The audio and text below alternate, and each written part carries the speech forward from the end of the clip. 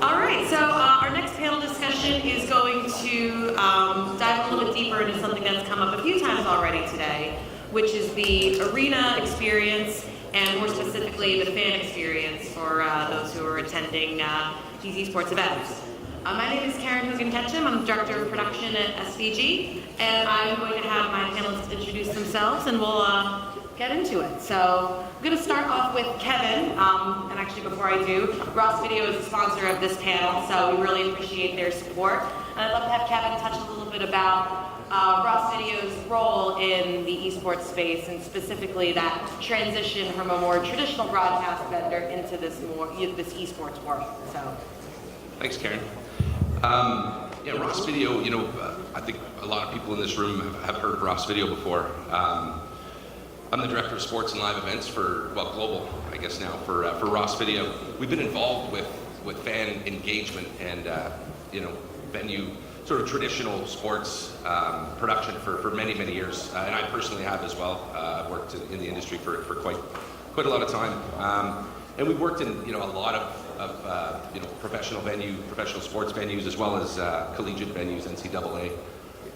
And it's something, just even taking a tour through Blizzard yesterday was pretty amazing to see how, a lot of the traditional, the traditional production, as far as the control room, as well as sort of display control and sort of overall venue control kind of plays all into esport. There's a lot of differences as well, but you can use a lot of the same technology. So, Ross has been very involved with Blizzard, with Riot Games, many other leagues and tournaments, just to bring those solutions to the traditional solution and sort of modifying it into the esports space.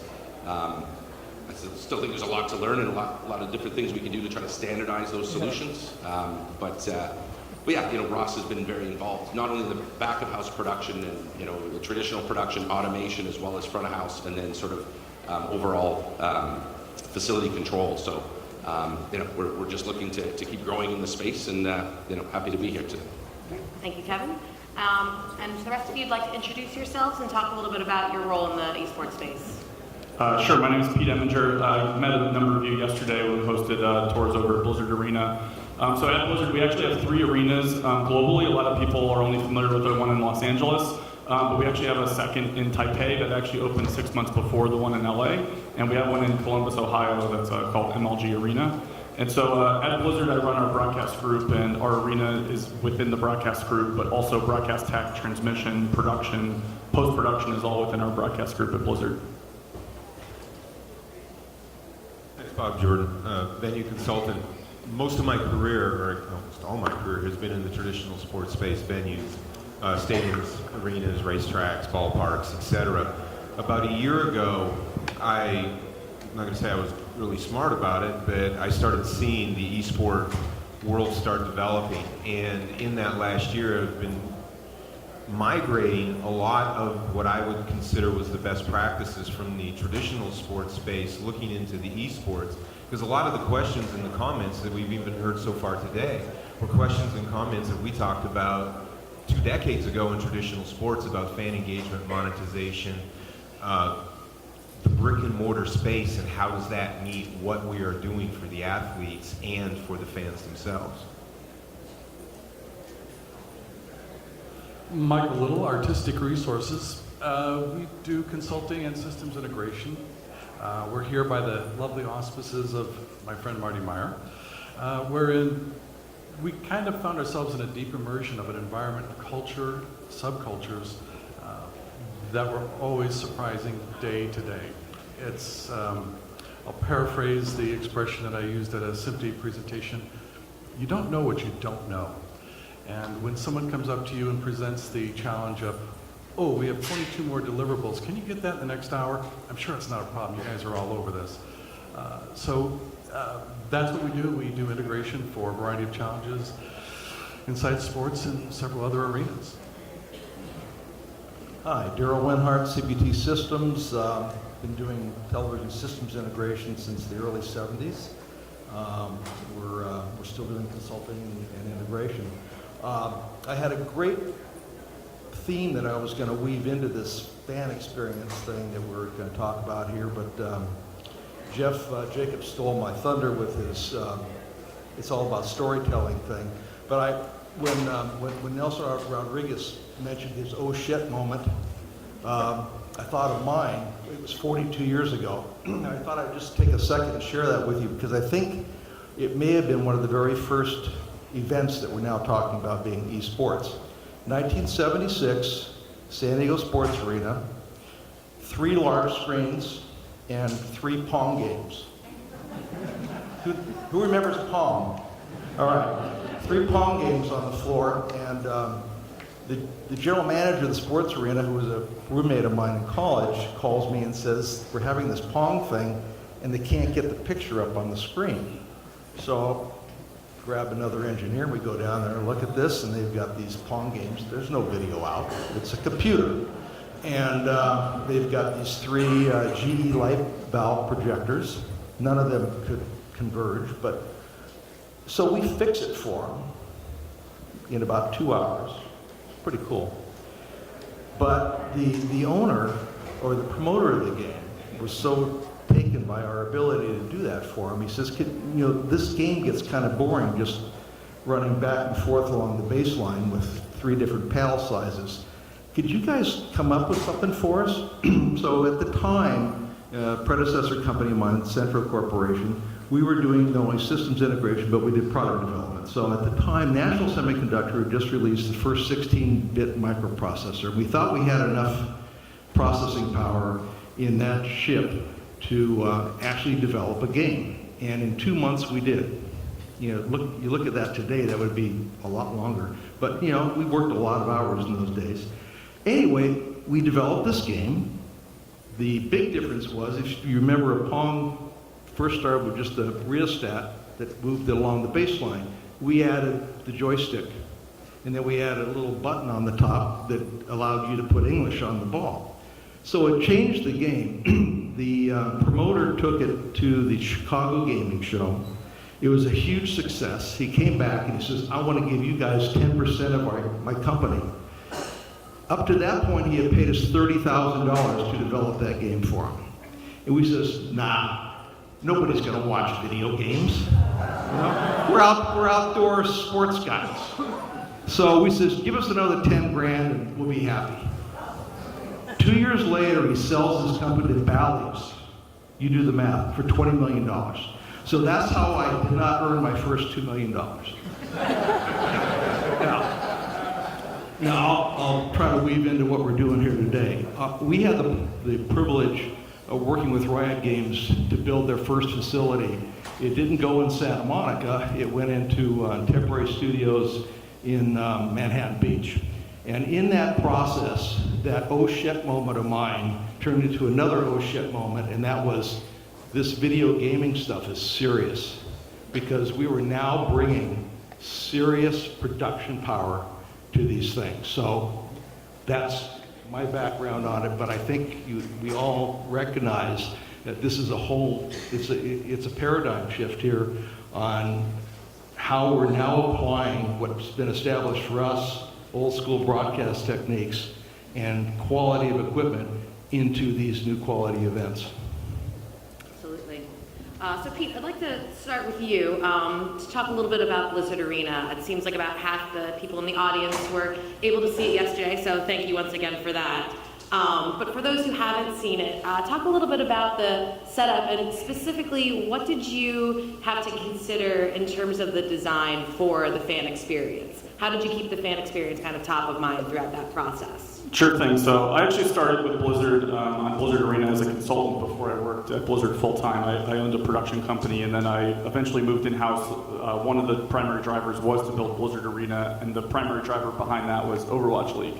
And so we really set out to look for a facility. We actually looked at a number of facilities, not just around Los Angeles, but around the United States. And we actually got really lucky when Robert Irvine was hosting a talk show in Stage 1 at Burbank Studios, and we got wind that his show was not going to be as successful as he hoped.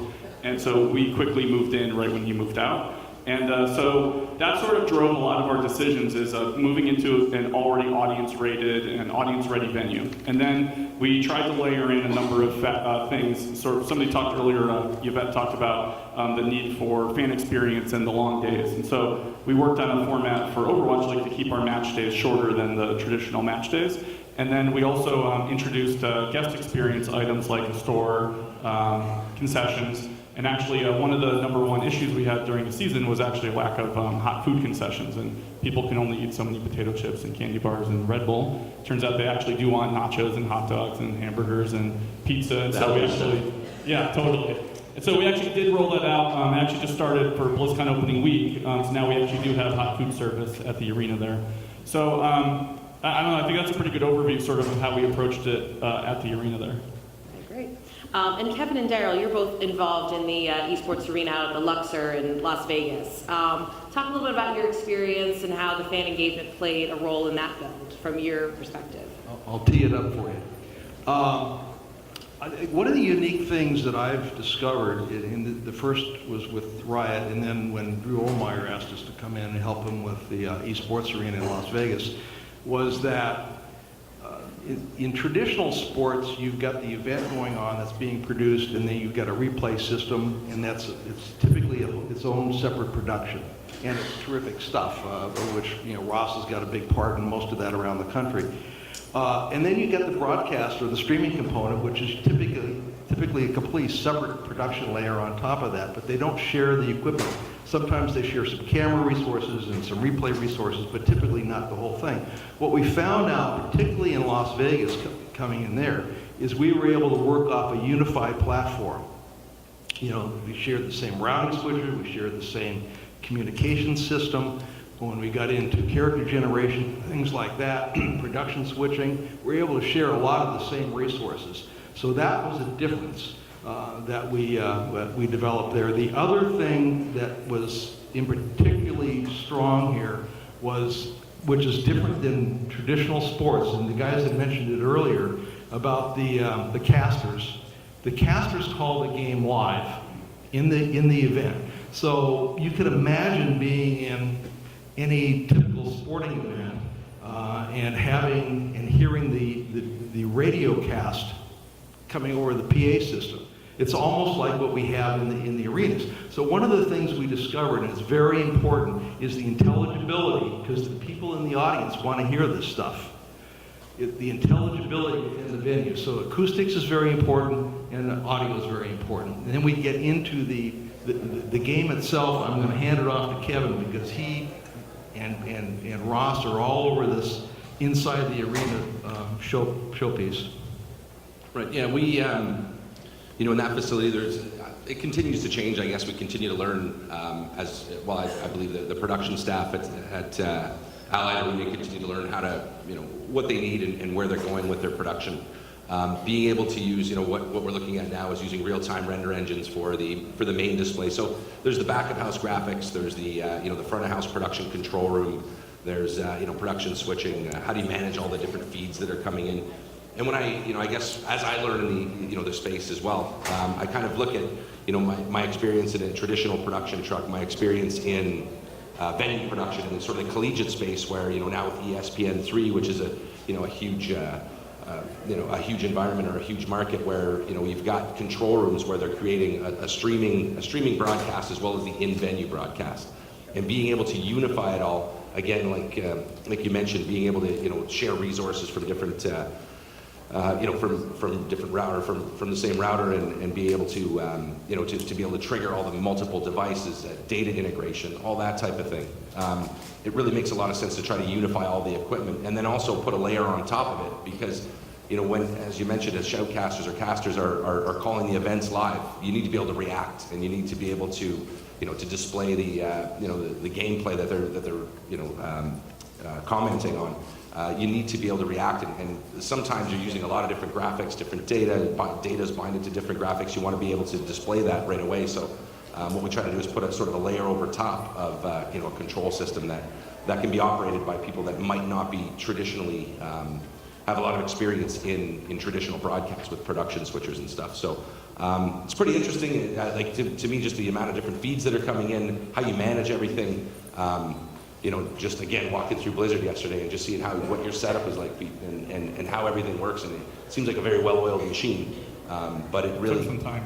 Yeah, Took some time to get there. Yeah, absolutely. And I think, to be honest, I think yourself and a couple of the other large players in the game are figuring it out. And everybody's going to learn from what you're doing. And I know there's still a ways to go. How do you standardize, right? In each facility, how can you roll in and produce an event and have operators that know a system that you can standardize on throughout globally really, and be able to put on the same show. So.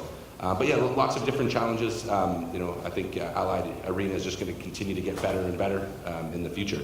And really, we're always just learning and trying to develop and adjust in the space.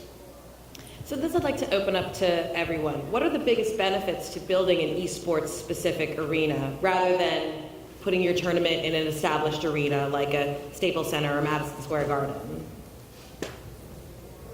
Yeah, sure. I think a lot of it goes back to the young woman from Switch who well said it's about bandwidth, echoed by others, is that you require so much bandwidth to just accommodate every little thing that occurs.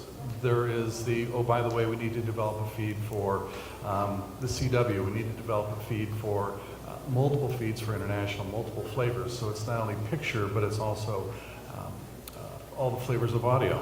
So you start finding yourself in this context where you have to be everything to everybody simultaneously and still have a reserve, something in your back pocket, so that when they approach you, you still have the answer.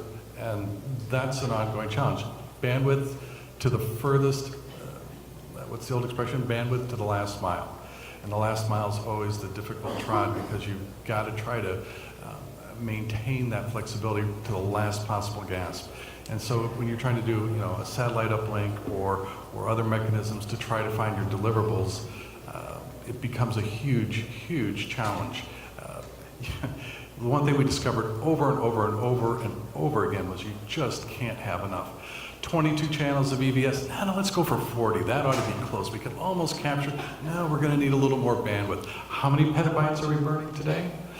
Zettabytes, sorry, I got it wrong. You find yourself in these contexts where you just can't believe the scale and enormity. And I think it was highlighted by others that really at this moment in time, we're focusing on how to pack and unpack this entire package, this whole thing called esports. How do we squeeze all the metadata in? How do we squeeze all of the visual contents, the replays, the expressions of audio? How do you get all that collected, squeezed down, made accessible, and then push it back out, or better said, maybe it gets pulled back out? We've lived in a dyadic world of push and pull, and I think we're seeing the next wave, which is going to be the true real-time bidirectional that goes out to the audience. I think that offers the greatest extensibility for what's going to become esports. Just one quick one there. One of the advantages of having your own arena is you're set up and that bandwidth is there and it's always there. In Las Vegas, they do this thing every night. It's just not a weekly or monthly thing. So every night they're doing a whole front of house thing, and usually once a week they're doing a whole streaming thing. So I mean, the infrastructure is there, the bandwidth is there, it's all built in. Yeah, so one thing is if you want to keep your resource limit to X petabytes, you have to tell your producers there's 10% less resources available. But the other thing is, one thing for us that having our own arena allows us to do is to really develop and hone the experience. So I'm going to talk about observers. That's the best example. So our observer team is on staff at Blizzard, and they get to every single day iterate on the product, and they get feedback. We have a whole internal feedback loop at Blizzard, and then also importantly, we can actually have our development team that's based in Irvine actually come up to the arena, and they do come up fairly frequently, and they actually can sit in the observer room. That would be a lot more challenging if it wasn't our facility. Also, our facility is completely tied in on the corporate IT backbone, and so we actually have full connectivity back to campus. So we have IT support, network support, Ops Center support, dev team, QA resources. All of those resources are available, and that's really only because that's our facility, so it's a pretty unique proposition for us. Well, I think kind of getting away from the technical side, which obviously is your own building, is you're amortizing your CapEx over much more events. which is a good thing, and you're going to drive down your OpEx, but also look at it from the perspective of what is your fans is, because you have a familiarity with your fan base and you can start developing metrics on what your fans are, especially when every night of the week you might be doing a different gaming structure. Over a period of time, in addition to metadata on the game, you're starting to develop information on your fan base, who's coming, and the corollary in the traditional is like the season ticket holder. You start to figure out who's doing, what are they doing. When you start finding that information, that's another monetization point, and I think it was interesting, their earlier comment is, they said this is an industry that hasn't figured out the path to profit yet. It's like, well, under that scenario, okay, in a venue, when you start looking at what are the metrics you're going to start looking at, is it revenue per square foot, revenue, what's your per caps, different things like that, that are all going to start coming into play. Having your own building allows you to do that, where if you're constantly moving around and different things along those lines, you're not able to have a standardized metric. And for an industry that is looking at all of these revenue streams, that is going to be extremely important as the future unfolds. So when we think about fan engagement from a more traditional in-venue experience, we're thinking centralized control room, feeding out to a main video board, maybe an IPTV system.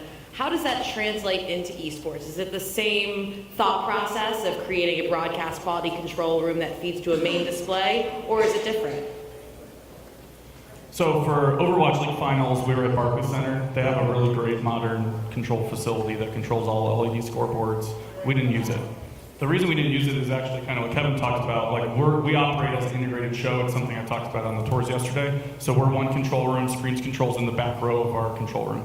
We do not operate as a two control room show. This is where I didn't come from network television, so every network television show I go to, and they explain to me why there's two camera systems at some live event that's on television. It makes no sense to me.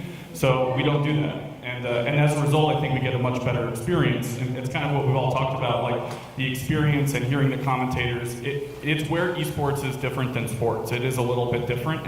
So we have found a lot of success in having one central unified control room. There's nothing against Barclays Control Room Center. We just didn't want two. So we just integrated it with our existing infrastructure. Yeah, I think just to comment on that, having that unified control room makes sense in repurposing all the feeds from the truck. But if you just being involved with with venue sports and live event sports, typically you want to shoot the game a little differently than the broadcast, right? You don't want to have that. You don't want to just take the broadcast feed and drop it up and have a couple of unilateral cameras that you're going to take. You want to shoot things tighter. And it would never make sense for broadcast. So sometimes, and it depends on what you want to do and how you want to interact and how you want to suck the fans sort of into the game or into the production. But sometimes it does make sense to have some different cameras anyway, just to be able to get the shots that wouldn't traditionally make sense for the broadcast. We've done that a lot in traditional sports, and we're still trying to figure out how that fits in. But obviously, you're using the same cameras and sort of the one crew or the one way to shoot that broadcast for everything, right? But I know in some instances, it's kind of nice to be able to get shots that sort of don't make sense for the broadcast, but they are pulling, they're pulling the fans that are in-house, more into that production. I think it really depends too on what emphasis you want to put on it. Do you have 10,000 people or 500 people in-house? Do you have 10,000? Are you looking at 100,000? Right? When we're doing productions for like LSU or something, they want to see the players walking straight from from the dressing room right out through. So those traditionally aren't the same shots that you would use on broadcast. But having that separate production, I know it's a large task, but in traditional sports they do it. In esports, I think it's still up in the air. I know that currently you guys aren't, but it's something that as a director in traditional sports, it's something that I've always found, and I still sort of struggle with. Do you still need that with esports, or is just using sort of the broadcast cameras all you need? Right?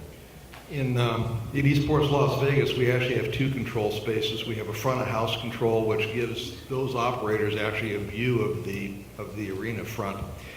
So our primary in-house audio mixer is there, the lighting control position's there. We have a production switcher there that supports actually two potential functions. One is the front of house displays. There's a second bank on that switcher that can actually create its own independent stream. So one person literally could do both shows. So some of the smaller events, things like that, where we don't have such a large audience appeal out there or revenue appeal, they'll just cut it off the one switcher. We also have a complete broadcast control room in the back. Here, the difference is, though, from various things, they all share the same resources, including the intercom system. So, and that control room has the ability from the main production switcher with some of the flexibility we have, and I think flexibility is a key thing. And the flexibility between different games is key. Esports Arena, we never know what game's going to be playing there on a given night, so we have to have a lot of flexibility in the systems. We can actually bring in a second production switcher head, put it at the back deck, and that can become the front of house feed. So we just need to have flexibility. I think that's a very key thing. I think flexibility is definitely important, but you need to be able to scale, and if that falls under being flexible. But having the ability to use minimal production staff to do a smaller production, but then scale up to a larger production with more staff is something that just being able to scale in that fashion is very important as well. Yeah, I would even like to add to that. In our case, it was a MOBA event, and when we were first having discussions, it was, it's very simple. It's an 8-camera show, no problem. Got a couple of long lenses, you got a couple of jibs, you got 3 or 4 handhelds, no problem. Then about 3 or 4 weeks before first air, they said, we're adding 75 POVs. And by the way, those all have to be gen locked and synchronous to your switcher because we need to take all those in at any moment's notice. And the other thing that we found interesting, certainly in control room context, was how do you build the right dashboard? Because as you were alluding earlier, you have the what I refer to as the backplate, which is the virtual cameramen who make the actual game story up before we hand it off over to the traditional broadcast control room element. So now you have a context where you're trying to develop multiple storylines at the same time. It just becomes this thing of you can't have enough resources, you can't have enough scalability, because just when you think you understand it, just think when you have a beat on where everybody's going with this production, you talk to production art directors, you talk to the whole gamut, the game creators. Just when you think you know it, it takes a left-hand turn. Oh, by the way, we just did an update for the Unreal Engine, and we decided to kind of move things around a little bit and change how the flow goes. So you're okay with that, right? So did they tell you that they want to ISO record all 75 with all different audio tracks? Yes, we do. And oh, by the way, that's the 40 channels of EBS that you weren't planning on Monday that you need by Wednesday. So it's, I can't emphasize enough just how many surprises, and I think it's perhaps a good characterization of everybody is trying everything they can, and much in a Silicon Valley model, let's throw it on the wall and see what sticks, and then let's move forward. And it's so dynamic in that fashion, it never ceases to amaze me. I think when you talk about scalability, what I think was kind of very interesting is, and I have a client's Power 5 university. They're going to develop they're building an esports as a scholarship program. And they're building what they call an esports arena on the campus. It's in the student union building, and they're taking out the billiard center, and they're converting it over. It'll be 20 gaming stations. It's going to be a drop-in for the students. It's going to be the training facility for the team, and they're also going to do up to 6v6 competitions. Now, from the scalability perspective, their square footage is extremely tight for that. I mean, fire code regulations at 11 square foot per person tells you how many people we can get into that space. But that is what that university is able to do. Now, there's a naming rights issue and some different things like that we're going to go along with. But it does have to have a centralized, its own network, because it can't touch anything that's academic in the university. So it's on its completely own silo from that perspective. But when you look at scalability across the nation, there are upward of, in the hundreds of that type of model going to be created across universities to support their eSport program. All right, at that point in time, and I think this is one of the things that I find extremely fascinating, is when does that start migrating into a more traditional arena like Blizzard, like what is going on in Arlington, because it's the seed for it. But at some point in time, we ask the question in university is, though, are you planning on hosting your conference tournaments? Well, there was kind of the blank look at that point in time. It's like, well, yeah, we'd love to host the first conference esport tournament for their particular conference. All right, that changes that dynamics, again, from both the technical perspective, from a fan engagement, from a teams, all of this other infrastructure and everything starts coming back together. But I think this is also where you see that the mushroom cloud is going to start growing, because when you start looking at hundreds of arenas in a model, that changes a lot of different things.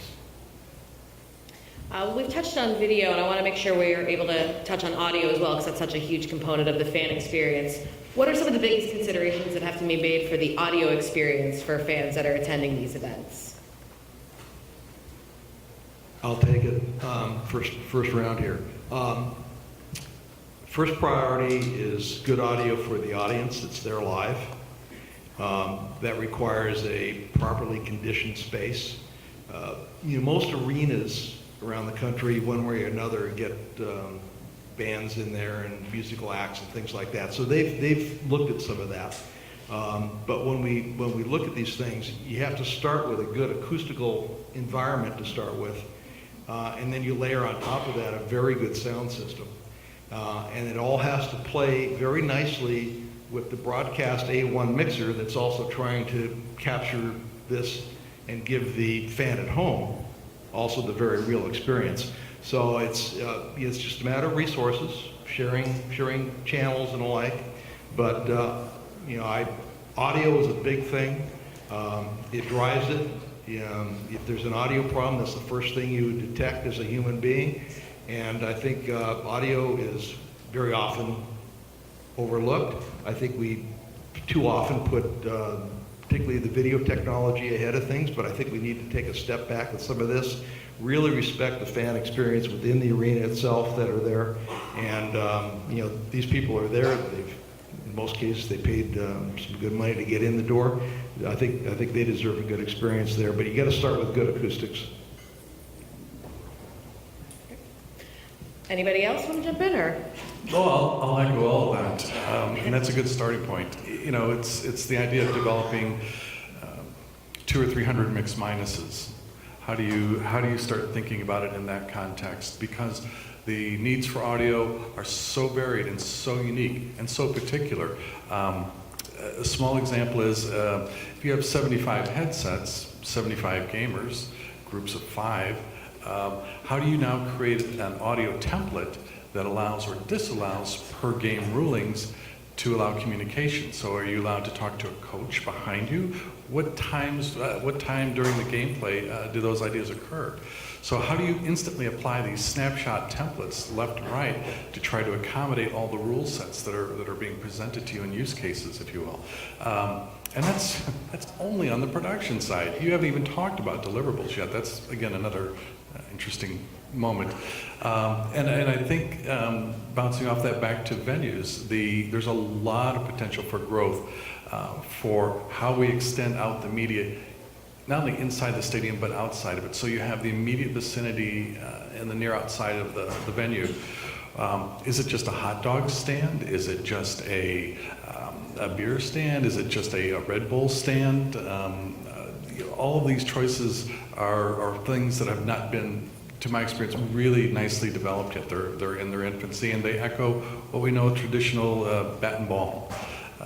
So to that extent, I think there's a great deal of opportunity for all the things that we talked about, for monetization, for development of fan engagement on just about every level. Augmented reality, you could just go down a long list. So the audio component, though, is the one thing. It's no longer the squeaky stuff between pictures. It's a tangible part of the experience.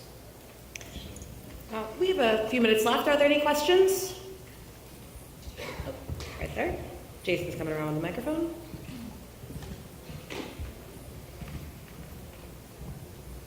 curiosity question. So we're talking about building these broadcast environments to capture the players and to capture these games that are being rendered in real time with some of the most sophisticated computing equipment that exists on the planet today. What is a threshold, or what are the considerations for doing it the opposite way? So to take those very sophisticated 3D environments that are filled with 3D cameras and have the actual viewer experience happen in those 3D environments with the real world broadcast piped into those environments. Do you mean sort of being a spectator within the environment, or well, being a spectator within the game and doing the inverse of bringing the real live audience experience into the game via streaming video that can, I mean, Unreal Engine allows you to do that, to actually bring streaming video into a game experience. So we did just launch maybe something similar, maybe a little different. For Overwatch, we did just roll out during BlizzCon for Overwatch World Cup, we rolled out an at-home spectator experience that's in a separate client. So if you're at home, you can actually, it's actually still live right now, so you can actually go back and self-spectate any of the game modes. And so I think that does help sort of provide people at home like a more engaging experience. I think it kind of talks a little bit about what you're saying. It's not just like force-feeding people exactly what we want them to see. It's like these are 3D games and they're controllable. I mean, our observers control the cameras in them. So we are finding ways to bring that to people at home right now. I think one of the things, what you said, is probably going to unfold as part of the whole mobile and the wireless experience. I mean, when you think now from a purely technical perspective, right now, wireless technology as it exists today under LTE, under any scenario, is not going to support that bandwidth, but under 5G and under a millimeter wave solution, gaming mobile in a venue is going to take on a very, very different scenario, because at that point in time, what are the spectators are now going to be able to do things in a bandwidth-rich environment that allows them to do things without that latency and so on. You're going to be seeing one of the major leagues is actually going to unveil something along this lines next year about the fans in real time at an event. Once that hurdle, now, 5G is kind of this wonderful acronym that we're using right now that really, it has to develop along with esports to some extent. But once you see that ability to have a wireless bandwidth in a high density environment, the fan experience is going to take on dimensions that we haven't even thought about at this point in time. Any other questions? Hi, my name's Laurel Walzak. I'm from a university in Toronto, Ryerson University, and we have a sport media production house actually out of the old Maple Leaf Gardens. Some of you may be familiar with it. I'm from Toronto. You're from Toronto? Okay, great. I actually believe we have a relationship with Ross as well, our media production course. Yeah. So we have the millennials, we have the audio, we have the video, we have we're looking at producing the next gen of what you're all looking for. What I'm hearing is at this conference today that people are still trying to figure things out. And interesting about a university side is that we actually tie things into the academics and tie things into the curriculum and have the students have these experiences. So I find it quite exciting because we're teaching the students the next gen of what esports looks like. So just also maybe, some of you that have been in the industry for a very long time, where you see the benefit of up and coming people coming into this industry and learning from them that are the very audience that you're researching, or that we're researching and that we have in the very audience that you're looking at in terms of the fan experience. So at Blizzard, we actually have a pretty extensive collegiate program. It's called TESPA. So there's a TESPA chapters at college. I don't know if there's a TESPA chapter at Ryerson offhand, actually, but there's a few hundred in North America. And so we're pretty engaged in the space there, and we hire talent all the time from UC Irvine, which is very conveniently down the road from us, including into our esports group. And we are finding that sometimes it's better to find people who are gaming familiar and esports familiar rather than finding traditional production people, as talking to some people about that yesterday. We don't always find that traditional media background people are the right people for us in an esports space, and so it's really like a pathway to anywhere. Like we have people that come to us from a college environment, and they come in and they're like, well, why do you have a video switcher? Because it's really a render engine. So why don't you just have a render engine? Like, why do you need a video switcher? And so we're like, oh, that's cool. So we actually have an in-house system that's essentially like a render engine video switcher. All right, well, I think that's about all the time we have, so thank you very much to our panel.